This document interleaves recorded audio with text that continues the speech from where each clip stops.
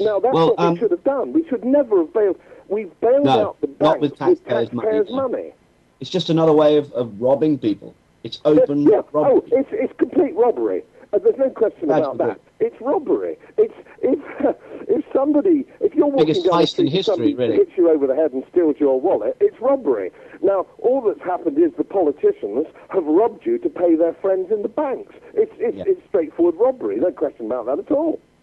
So, my question to you, Mr. Blom, is how close, what evidence is being gathered of criminal activity from these bankers? I know Goldman Sachs is on trial and having kind of various theatrical indictments going on, but how close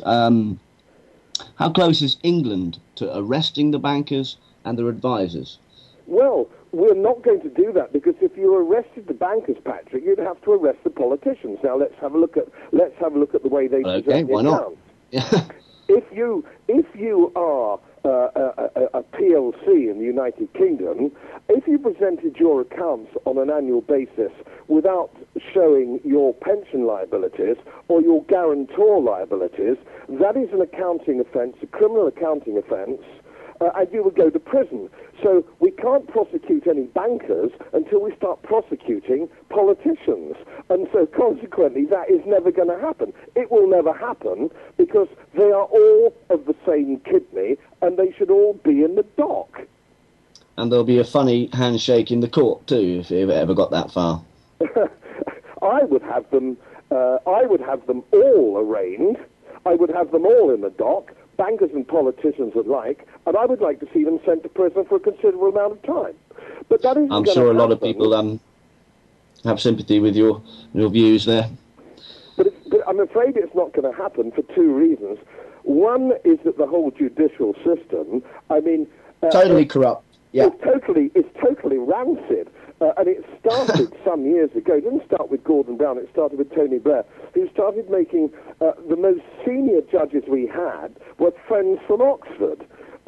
So the judicial system was corrupted. The constitutional system of the country's been corrupted. Well, Tony Blair made 25 million since leaving office. Since leaving office, he's made 25 million. And where did he go? He became an advisor to J.P. Morgan. Yeah, but that's only the. But frankly, that's the tip of the iceberg. That's what you can see. The problem is what you can't see. That's the problem that we have in this country. Until we actually change, until we start changing the system and make, for example, I would say you said that we've got to know what we're going to do. So let me be positive. There's no point in us really saying it's all gone wrong and politicians and bankers are debate, because that's not taking us very far forward. Let's take us forward with some solutions. Let's talk about some solutions.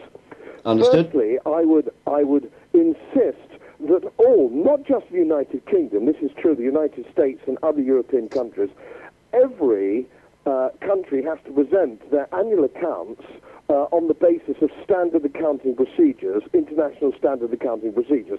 That's point one. And that would include the European Union, of course, which hasn't signed off its accounts for 14 years. So that's another unbelievably corrupt organisation. Not exactly transparency, is it? No. I would argue that if you or I had to go to prison, Patrick, for an accounting offence, it should be on exactly the same criterion as a sovereign state or the European Union. Why would there be one rule for you and I running a business and a completely different rule for politicians? How can that be? So we need to get rid of that, don't we? That's number one.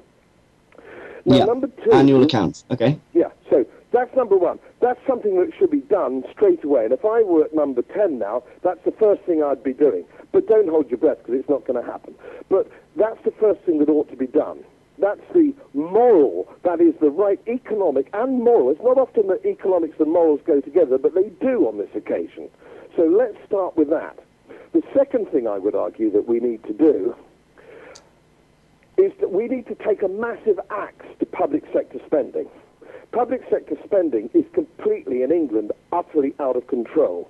Now, the Irish, to their credit, have realised that, and they are at least trying to address that. At the moment, the English, the British, are not taking They're not even beginning to take that seriously. And everybody thinks two mistakes that they make.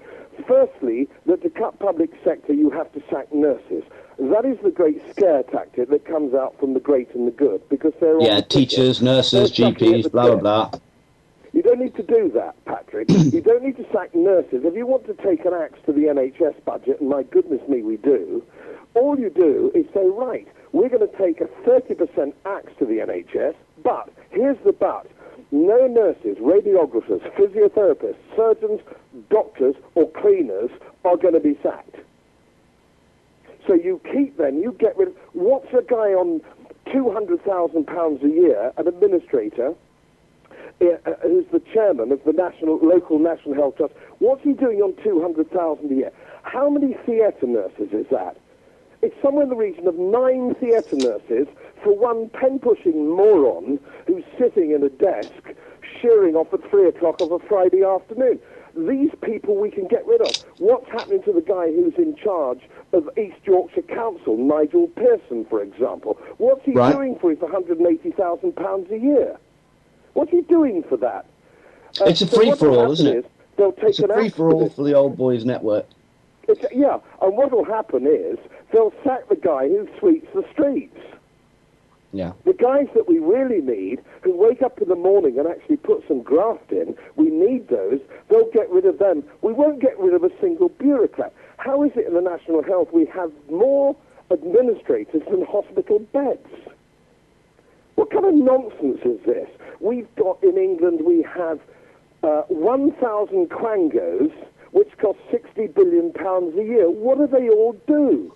We could save £60 billion in the first 18 months by getting rid of these people who are friends of senior politicians who've got their CD. Lord Turner, what's Lord Turner ever done? But he was chairman of the FSA. The biggest collapse of regulation in the City of London a year ago, Lord Turner gave all his staff a 10% increase and a 15% bonus. And now he pops up in charge of bogus climate change. He can't wait to spend our money. He's on monster bucks, seat in the House of Lords, totally unelected, a complete and total muck.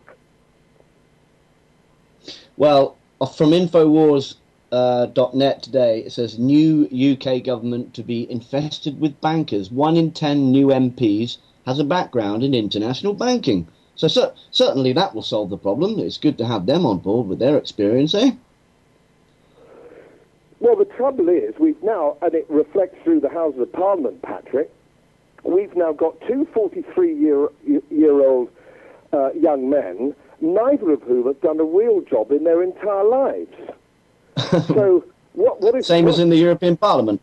Well, yeah, I mean, Nick Clegg...